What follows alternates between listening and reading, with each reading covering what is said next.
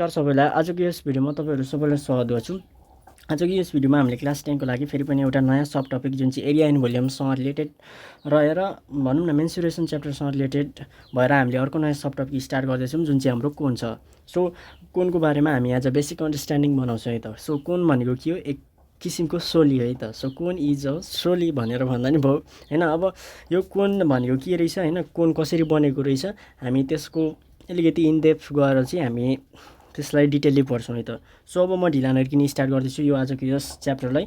So यहाँ हेर्न सकिन्छ मैले यहाँनिर एउटा एक्सपेरिमेन्ट भनौँ न एउटा एक्सपेरिमेन्ट अथवा एउटा एक्टिभिटी लिएर आइसकेको छु जहाँनिर चाहिँ यो जुन यहाँनिर चाहिँ एउटा यो एउटा नाम दिउँ XY। यो XY भन्नेलाई चाहिँ के भनिन्छ त भन्दाखेरि एक्सिस भनिन्छ है त। सो यो XY जुन लाइन छ यो भनेको एक्सिस हो। भन्न खोजेको एक्सिस भनेको यो हलचल हुँदैन, यो जहाँ छ त्यहीँको त्यही सिधाको सिधा अनि हलचल कतै पनि हुँदैन है त। सो एक्सिस अनि यो चाहिँ अप्सनल म्याथ पढ्नेलाई चाहिँ थाहा छ होला जुन चाहिँ हाम्रो कोनिक सेक्सनसँगै रिलेटेड त्यही टाइपको है त।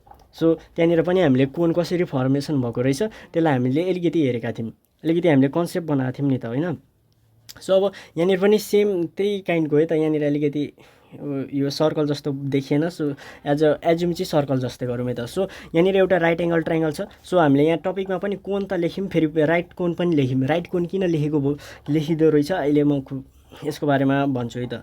सो अब सबैभन्दा सुरुमा एउटा राइट एङ्गल ट्रायङ्गल छ जुन चाहिँ एक्सिसमा यसरी एट्याच भएको छ। सो अब यो एक्सिसलाई यसरी घुमाउने हो भने है त, यसरी घुमाउने हो भने यो वरिपरि यसरी रोटेट हुन्छ कि हुँदैन यी मैले अघि पनि यो अलरेडी लगाइदिइसकेको छु। जुन चाहिँ सर्कल फर्ममा के हुन्छ त भन्दाखेरि सर्कल भनौँ न बेस चाहिँ कस्तो हुन्छ त भन्दाखेरि सर्कल हुन्छ जुन चाहिँ अनि यो यदि यो रोटेट हुने हो भने यो पनि यता पनि यो जस्तै देखिन्छ भन्न खोजेको। यसलाई वरिपरि रोटेट गराउने हो भने चाहिँ कस्तो फिगर आउँछ त, वरिपरि एउटा सर्कल बन्छ अनि यसरी एउटा आउने भयो। र हाम्रो एक्सिस त छँदैछ नि जहाँ चाहिँ के छ त यहाँदेखि यहाँसम्मको डिस्टेन्स त छँदैछ।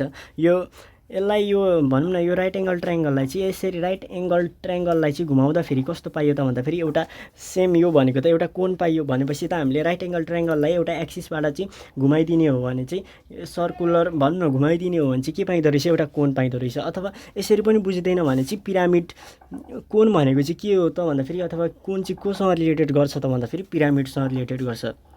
कोन पनि एउटा पिरामिडकै फर्म हो जुन चाहिँ पिरामिड भनौँ न एउटा पिरामिडकै फर्म हो भनेर बुझ्दा हुन्छ। यति डिपली पनि हामी गइराख्नु पर्दैन। भनेपछि हामीले सिम्पली कोन भनेको के हो हेर्छौँ है त। सो यो कुराहरू बुझियो भने राम्रो कुरा हो, सो बुझिँदैन भने छोडिदिउँ, अझै अर्को पाराले पनि हामी बुझ्छौँ है त। सो यहाँ हेर्न सकिन्छ म एउटा कोन बनाउँछु है त। यहाँनिर एउटा कोन देख्न सकिन्छ, यो कोनै हो ठिक छ। अब यो कोनमा हेरौँ है, जुन अहिलेको यो एक्सिस थियो यो के थियो त भन्दाखेरि एक्सिस रोटेट गर्ने के थियो त एउटा एक्सिस थियो हो। भनेपछि मैले चाहिँ यो जुन यो यहाँनिर यो बन्छ यो टुप्पीदेखि यहाँसम्मको मात्रै डिस्टेन्स लिइदिएको अथवा यहाँदेखि यहाँसम्मको मात्रै एक्सिस लिएको, यो मुनिकोलाई नेग्लेक्टेड गरिदिएको अथवा ओमिट गरेको भनेर पनि बुझ्दा भयो त। सो अब यो भयो एक्सिस भयो ठिक छ। अनि यो वरिपरिको भयो यो ट्रायङ्गलको राइट एङ्गल ट्रायङ्गलको साइड। भनेपछि त यसरी यो एउटा फर्म भएको छ, यसरी चाहिँ के भएको रहेछ त फर्म भएको रहेछ। भनेपछि यहाँबाट यहाँ हेर्न सकिन्छ यो कस्तो फर्ममा छ राइट एङ्गल ट्रायङ्गलमा छ। भनेपछि यदि राइट एङ्गल ट्रायङ्गलले बनेको अथवा त्यसरी पनि बुझिँदैन भने चाहिँ यहाँ माथि भर्टेक्सबाट जुन एउटा भर्टिकल हाइट छ यो जुन भर्टिकल हाइट भन्दा नि हो अथवा जुन हाम्रो एक्सिस भनेको थियौँ। सो एक्सिस चाहिँ पर्पेन्डिकुलर टु द सर्कल, यो जुन सर्कुलर बेसको सर्कलसँग पर्पेन्डिकुलर छ र सेन्टरमा टच गर्छ भने त्यसलाई के भनिन्छ राइट कोन है त। यो चाहिँ बुझ्नु पर्यो। अब यसलाई राइट कोन भन्यो कि भनेन त भन्यो, किनकि यसले चाहिँ यहाँदेखि यहाँ जति डिस्टेन्स छ यहाँदेखि यहाँसम्म पनि त्यति नै छ नि त। किनकि यहाँ यसको र यसको त इक्वल नै हो, किनकि यही राइट एङ्गल ट्रायङ्गल त हामीले घुमाएको हो नि। सो यति चाहिँ बुझ्नु पर्यो। अब यसलाई मैले यो कोनलाई ए, यहाँ बी, यहाँ ओ, यहाँ सी दिएँ। एबिसी भनौँ न एबिसी एउटा कोन छ जहाँनिर चाहिँ हाम्रो ए हो भन्ने चाहिँ हाइट छ। यो चाहिँ पिरामिडसँग रिलेटेड कुरा हो जस्तै हो, यो पिरामिड्सकै भनौँ न पिरामिडकै अलिकति सानो भाइ हो भनेर बुझ्दा नि भयो। जहाँनिर चाहिँ एओलाई हामीले जुन भर्टेक्सदेखि बेससम्म आएको जुन एउटा हाइट हुन्थ्यो भर्टिकल हाइट, त्यसलाई हामीले के भनिन्थ्यो त भर्टिकल हाइट नै भनिन्थ्यो नि पिरामिडमा हो। यहाँ पनि कोनको केसमा पनि यो एओ चाहिँ भर्टेक्सदेखि बेससम्म पर्पेन्डिकुलर र बाइसेक गरेको छ भने यो के हो त भर्टिकल हाइट भिएच भनेर है। भर्टिकल हाइटलाई चाहिँ डिनोटेसन एचले नै गरिन्छ र यो कोनको जुन यो साइड छ यो राइट एङ्गल ट्रायङ्गलको यो साइड यसलाई भनिन्छ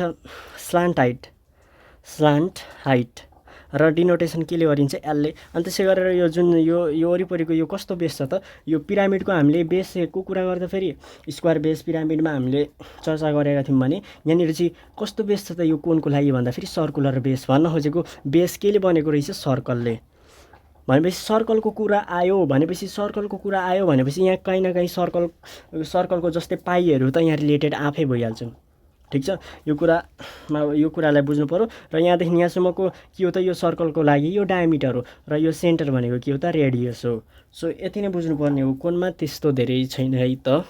अब यहाँ हेर्न सकिन्छ कोनसँग के छ त, कोनसँग रिलेटेड सर्टेन टर्म्सहरू छ जुन चाहिँ यो इम्पोर्टेन्ट पनि हुनसक्छ है त। सो इम्पोर्टेन्ट पनि छ, एमसिक्यूमा सोध्ने चान्सेसहरू छ है त। सो अब यहाँ हेरौँ टर्म्स रिलेटेड अन कोनसँग रिलेटेड टर्म्सहरू कस्तो टर्म्स छ त भन्दा फेरि राइट कोन भनेको के हो, यो मैले अगाडि पनि भनिसकेँ है त। सो त्यसको बारेमा मैले त्यति भनिराख्नु पर्दैन। र अर्को छ हाम्रो अब्लिक कोन है त। सो राइट कोन भनेको चाहिँ भर्टिकल हाइट। हेरौँ है, राइट कोनलाई कस्तो कोनलाई चाहिँ राइट कोन भनिन्छ त भन्दा फेरि यदि vertical height of the cone, यदि त्यो भर्टिकल सर्टेन कोनको चाहिँ भर्टिकल हाइट चाहिँ पर्पेन्डिकुलर छ, त्यसका साथसाथै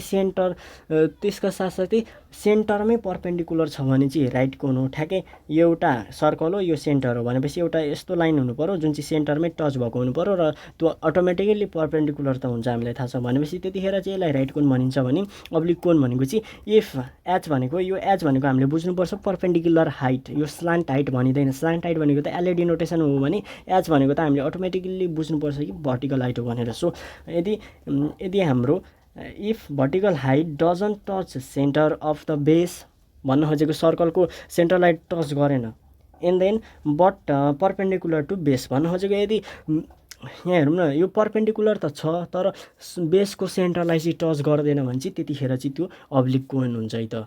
so that's what you need to understand and we go through के त भन्दा फेरि एरियासँग रिलेटेड टर्म्सहरू, अथवा एरियासँग रिलेटेड टर्म्स भन्दा पनि एरियाको केसमा कस्तो फर्मुला र हाम्रो टिएसए सिएसए एलएसए यो जति पनि छ भोल्युम सबैको कुराहरू हामी गर्छौँ है त। सो सबैभन्दा सुरुमा म चर्चा गर्छु के गर्छु त भन्दा फेरि सबैभन्दा सुरुमा बेस एरिया भन्न खोजेको बेस केले बनेको छ त्यसैको एरिया निकाल्नु भन्न खोजेको। बेस एरिया भनेको केले बनेको छ, सर्कलले, भनेपछि बेस एरिया सर्कलको लागि के हुन्छ, A = πr² हो के नि त हो। भनेपछि सर्कल केले बनेको छ त्यसैको, अथवा बेस केले बनेको छ, कस्तो टाइपको फिगरले बनेको छ त्यसैको बेसिसमा चाहिँ त्यसको एरिया निकाल्नु भन्न खोजेको बेस एरिया। अब कुरा गरेँ सिएसए भनेको कर्भ सर्फेस एरिया भन्न खोजेको। यो बेसलाई छोडेर जति पनि यो जुन हाम्रो यो पोर्सन छ, यो वरिपरि घुमेको पोर्सन, यो नै के हो त, कर्भ सर्फेस भन्न खोजेको। कर्भ सर्फेस भनेको के हो त, यो कर्भ छ कि छैन त, यो जुन यो कोनको फिगर, यो बेसलाई छोडेर अरू हेर्ने हो भने, जस्तै म यहीँनिर एउटा इक्जाम्पल बनाइहाल्छु है त।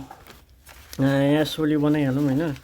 सो यहाँ राम्रो बन्दैन, सो र पनि हेरौँ है त, सोली पनि बन्दैन। सो यहाँ हेर्न सकिन्छ यो चाहिँ एज एउटा कोन भनेर एज्युम गरौँ है त। सो एक्ज्याक्टली कोन छैन र यसको यो बेस भनेको सर्कुलर बेस छ। यो बेसलाई छोडेर यो जति पनि कर्भ भएको छ नि, वरिपरि घुमेको यो यहाँ हेर्न सकिन्छ, यो भित्र वरिपरि अथवा यो वरिपरिको चाहिँ एरिया निकाल्नु नै के हो त भन्दा फेरि कर्भ सर्फेस एरिया। र हामीले यदि यो टुप्पोदेखि यहाँसम्म बेससँग पर्पेन्डिकुलर भएको एउटा लाइन ड्र भएको छ भने चाहिँ त्यसलाई के भनिँदो रहेछ, भर्टिकल हाइट। तर यो यताको यो जुन लाइनहरू छ यसरी यो गएको लाइन, यसलाई चाहिँ भनिन्छ स्लान्ट हाइट र डिनोटेसन एलले गरिन्छ है त। सो यति नै हो, यो त्यसतिर बुझिराख्नु पर्दैन। भनेपछि सिएसए निकाल्न के गर्नुपर्छ त, सिएसए भनेको πr/l हुन्छ है त। सो यसको केसमा πr/l, यसको लागि डिपली गइराख्नु पर्दैन, मैले डेराइभ गरेर बुझाइराख्नु पर्दैन। सो सिएसए इज πr/l, ठिक छ, यो बुझ्नु पर्यो। भन्न खोजेको πr × l गर्नु पर्यो है त। अब त्यसै गरेर टिएसए जहाँ चाहिँ सर्फेस एरिया पनि भन्ने गरिन्छ। सो टिएसए भनेको चाहिँ के हुन्छ त भन्दा फेरि बेस एरिया प्लस के हुन्छ त भन्दा फेरि सिएसए, अथवा यसलाई के पनि भन्छ एलएसए र सिएसए एउटै टर्म्स हो है यो यसको केसमा, ठिक छ। सो बेस एरिया भनेको πr² अनि सिएसए अथवा एलएसए भनेको के हो, πr/l। सो यो फर्मुला युज गर्ने जुन चाहिँ टिएसए निक्लिन्छ। अझै यहाँबाट पाइ आर कमन तान्दाखेरि त हाम्रो पाइ आर कमन तान्दा आर प्लस एल यसरी गर्दा पनि हुन्छ, अथवा बुझिन्छ भने यसरी नै गर्दा पनि हुन्छ है त। सो केही फरक पर्दैन। अब हामी कुरा गर्छौँ भोल्युमको बारेमा चाहिँ अलिकति बुझ्छौँ है त। सो अब भोल्युम अफ कोनको भोल्युमको कुरा गर्दाखेरि एउटा एक्टिभिटी हामीले बुझ्नुपर्छ, जुन चाहिँ एक्टिभिटी एज अ बुकमा पनि छ। सो तपाईँहरूले बुझ्नुहुन्छ भने त द्याट्स बेटर। सो अब हामीले बुझिँदैन भने फेरि पनि यहाँ हामीले प्र्याक्टिकल्ली बुझ्छौँ है त। सो यहाँ मसँग एउटा कोन छ र एउटा के छ त भन्दाखेरि सिलिन्डर छ, जसको यी दुइटैको हाइट सेम छ। भन्न खोजेको यसको जति हाइट छ यसको पनि त्यति नै हाइट छ, र यसको यो जुन बेस जत्रो छ यसको पनि बेस त्यत्रै छ। भन्न खोजेको यसको मुख जति छ यहाँ पनि त्यति नै छ, यसको पनि त्यति नै छ। भनेपछि सिलिन्डर र कोनको चाहिँ हाइट पनि बराबर छ, र जुन बेस भनेको ठ्याक्कै सेम छ, सिमिलर छ, अथवा इक्वल इन एरिया छ। यो बेस जत्रो छ यसको बेस पनि त्यत्रै छ, यो दुइटै बेस हो। अब यहाँ यदि यो बेसलाई बन्द गरिदिउँ हामीले, यसरी बन्द गर्ने हो भने अब यो कोनमा ट्याप्पै पानी भरेर चाहिँ हामीले ट्याप्पै पानी यहाँनिर हाल्ने हो भने एकचोटिमा यो सिलिन्डर भरिँदैन। ठिक छ, यो बुझ्ने कोसिस गरौँ है त। सो एकचोटि हाल्दा यति आधी आयो अरे, यति आयो। फेरि अर्कोचोटि हाल्यो दुईचोटि, एकचोटि यो हो, यो दुईचोटिमा पनि भरिएन, दुईचोटिमा पनि भरेन। अब तिनचोटि हाल्दा चाहिँ के भयो त, यो जुन यो हाम्रो सिलिन्डर छ यो ठ्याक्कै फुल भयो। भन्न खोजेको यो कोनको जति पनि क्यापासिटी थियो त्यो क्यापासिटीमा जति पनि, अथवा भनौँ न कोनको क्यापासिटी अनुसार चाहिँ यो कोनमा पानी भर्यो। यो कोनमा पानी ट्याप्पै भरेर चाहिँ सिलिन्डरमा खन्याउँदा फेरि तिनचोटि खन्याउँदा मात्रै ट्याप्पै भयो। भन्न खोजेको यहाँबाट हामीले के लिन सकिन्छ त भन्दाखेरि सिलिन्डरको भोल्युम चाहिँ हैन यो कोनको भन्दा चाहिँ 3 गुणाले धेर हुन्छ। भन्न खोजेको कोनको भोल्युम चाहिँ 1/3 अफ सिलिन्डर भनेर पनि यहाँबाट भन्न सकिन्छ, किनकि लिटरको कुरा गरिँदैछ भने त्यो भनेको केसँग रिलेटेड हो, भोल्युमसँग रिलेटेड हो। यहाँ जति पनि मानौँ 5 लिटर पानी छ, यहाँ 5 लिटर हाल्दा यति मात्रै आयो, अर्को 5 हाल्दा यति, अर्को 5 हाल्दा यति, भनेपछि तिनचोटि 5 हाल्दाखेरि मात्रै के भयो त भन्दाखेरि यो भरिनु भनेकै के हो त भन्दाखेरि भोल्युमसँग रिलेटेड क्यापासिटी हो कि होइन, क्यापासिटीको कुरा गरेन। यो कतिचोटि हाल्दा अटो त पानी भन्दाखेरि तिनचोटि, भनेपछि यो क्यापासिटीसँग रिलेटेड छ भने क्यापासिटी भन्नु त्यो के हो त, भोल्युम नै हो। भनेपछि यहाँबाट हामी हामीले के क्लियर अथवा के कन्क्लुड गर्न सकिन्छ त भन्दाखेरि यो एउटा कोनबाट चाहिँ तिनचोटि हाल्यो। भन्न खोजेको तिनवटा कोनबाट हाल्दाखेरि एकचोटि एज्युम गरौँ यो पनि सेम कोन छ, एज्युम मात्रै, यो तिनवटा कोन भयो अरे। यो तिनवटा कोनबाट पानी सबैको कोनको पानी खन्याउँदा मात्रै यो सिलिन्डर भर्यो।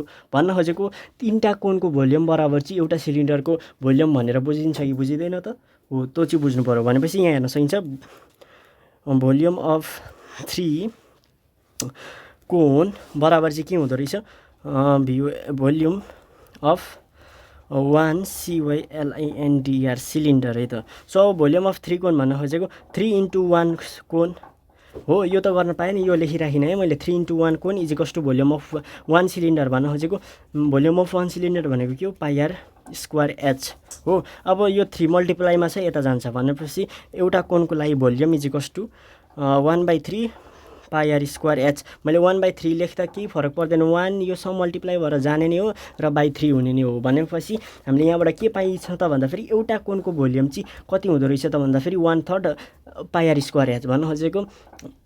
भन्न खोजेको सिलिन्डरको 3 भाग चाहिँ 3 भागको 1 भाग चाहिँ के हुँदो रहेछ, भोल्युम अफ कोन हुँदो रहेछ भनेर बुझ्दा पनि भयो है त। So that's what you need to understand. So आजको यस भिडियोमा चाहिँ हामी यति नै गर्छौँ। कोन कस्तो लाग्यो सो फिडब्याक दिन नबिर्सौँ है त।